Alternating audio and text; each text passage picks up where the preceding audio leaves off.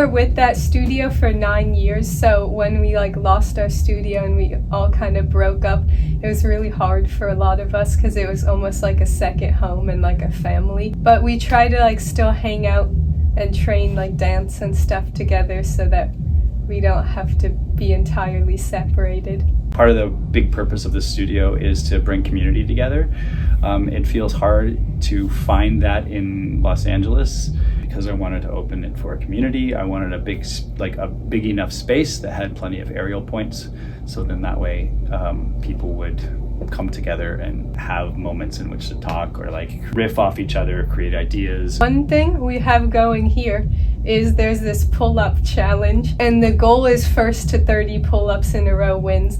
No one's gotten to 30 yet. So we all keep pushing each other because one of us will do more pull-ups and some of us have to keep training to keep up. Don't think people really realize what a professional level like training schedule is. You almost have to condition up to the point where you are able to, and not in one thing for that long, but where you're able to be training for 6 hours a day. I still do have privates with coaches like twice a week, but during open gym, it's mostly just like my sister and I kind of keep each other in check. And also like we both just really want to be in Cirque du Soleil, so like having that dream pushes us too. But I kind of feel like I've been more productive on my own because I can train every day instead of, it was like 3 days a week at the studio, and then I could go to like the gym and stuff on my own, but now I can train like every day at an aerial studio, which has been nice.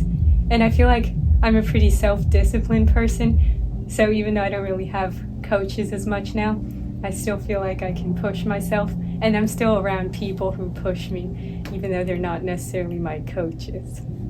We saw our first Cirque du Soleil show when we were 2, and we were like, I want to do that. When we came to career day in kindergarten in a clown costume, like we've always known that that's what we wanted to do. Since now we're old enough to audition, we've applied to some of the auditions, are waiting to hear if we get in. But yeah, so basically the goal is to audition for Cirque du Soleil, and we want to perform our duo Straps act in one of their either touring shows or resident shows. They're really hardworking, but they're also kind of like circus goblins. So they've got kind of a goofy side, which is enjoyable, and they have fun doing what they're doing and along the way. And I think you have to have a sense of humor to make it this long and to keep pushing through on your dreams. So sometimes circus is awkward and you just sort of embrace it and it's fun.